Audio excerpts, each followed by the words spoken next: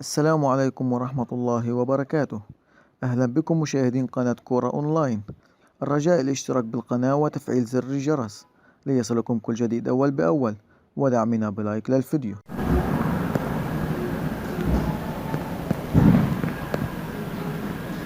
الموسم الجديد ومعها نتوقع عدة مشاعر متفاوتة كالفرح والحزن والأمل واليأس. مرحبا أعزائي المشاهدين، معكم اليوم من كابينة التعليق رؤوف خليف.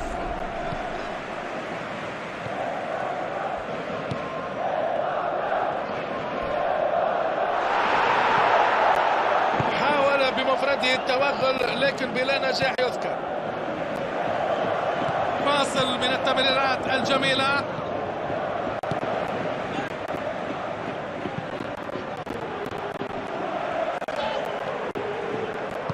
والكرة للمنطقة الأمامية، يحاول أن يلعبها بينية، يعترض التمريرة سيرخيو بوسكيتس.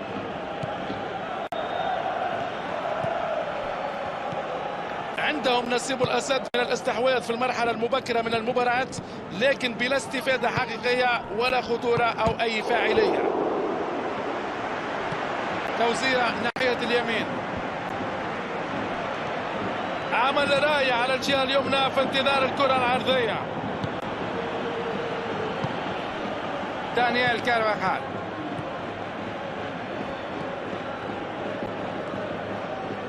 ممتازة على الرواق الأيمن، هذه عملية واعدة. يحاول فك دفاعات المنافس، سيحاول استلام الكرة، قد تكون هناك مساحة خالية.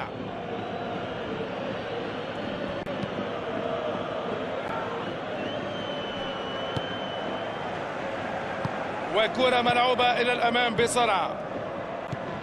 سيرخيو بوسكيتس، جوردي ألبا، إيسكو.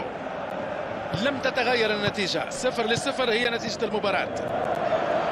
يلعبها بينية ساقطة إلى الخط الأمامي، ليس في هذه المرة، بعيدة للغاية عن المرمى. أظن أنه كان ذكيا للغاية بتواجده في هذا الموقع المتميز أمام المرمى، لكنه لم ينجح في اللمسة الأخيرة.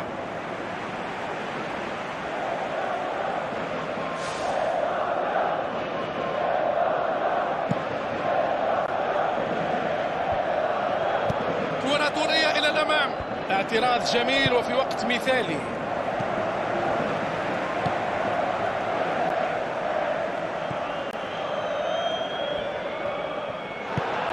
سيرخيو بوسكيتس، إيسكو، كرة خطيرة أمام كل المجال للتصويب.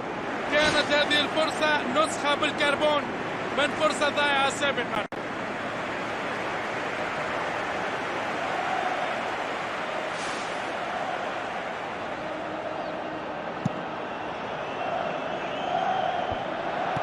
يحاولون بناء الهجمة من الخلف. دانيال كارفاخال، تمريرات متتالية من النوع المحبب للجمهور. كرة في المساحة الخالية مع دانيال كارفاخال.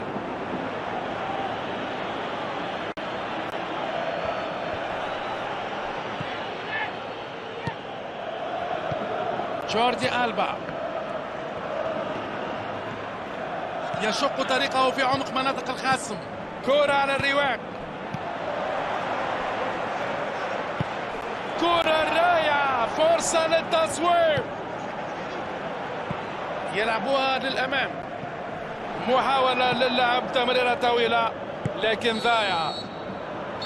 يطلق الحكم الصافرة ليعلن نهاية الشوط الأول. إن لم يتعرضوا لأي تهديد في الشوط الأول، إن لم يتلقى أي منهما أهدافا إلى حد الآن، ولا تزال النتيجة 0-0. وسنتابع الآن باقي أحداث المباراة. إسبانيا كان يلعب وحده، عديد الفرص والتسديدات، لكن لم تستثمر بالشكل المطلوب. إذا ما استمر الوضع على ما عليه، أكيد في مرة راح تتكسر الجرة. أم يعاقب الفريق على إهدار عديد الفرص. كل الاحتمالات ممكنة في شوط المدربين.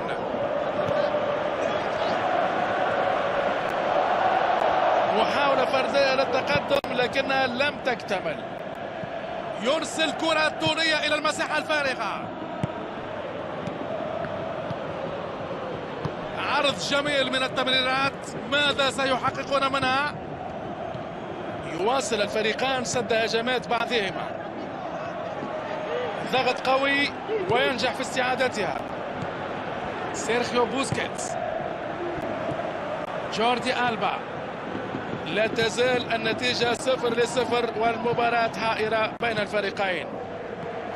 يلعبها طولية، يبحث عن زميله.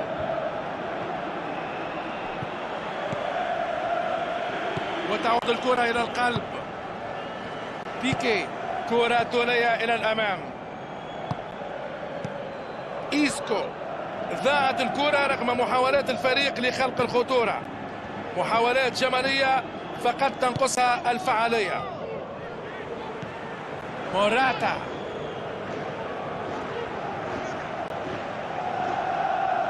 كرة طولية إلى الأمام. إسبانيا لا يستخدم دكة اللاعبين. سيرخيو بوسكيتس شاهد الكرة من الخلف وتحرك ببراعة للوصول إليها، لكنه لم يستطع القيام بما هو أفضل من ذلك.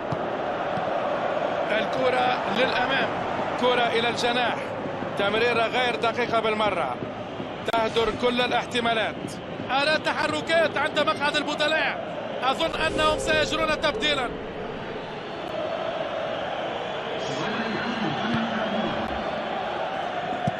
من سيستلم هذه التمريرة الطولية ويبعدونها؟ إسبانيا والتقدم بالكرة لتشكيل الخطورة قبل دقائق من النهاية.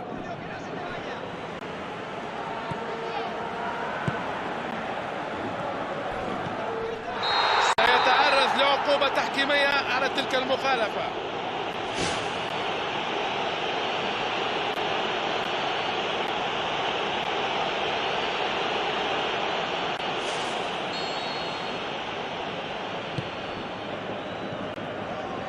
بيكي يوزعها باتجاه منطقة الخطر. يلعب كرة طولية للمنطقة الأمامية. يتقدم بشكل جيد على اليسار، لكن لا توجد خيارات لديه. تفوق في المواجهة البدنية وحصل على الكرة. قد تبدو الكرة سهلة، لكن العواقب كانت ستأتي وخيمة إذا لم يتدخل الدفاع في هذه اللقطة. وتخرج الكرة إلى رمي التماس. وتخرج الكرة إلى رمي التماس.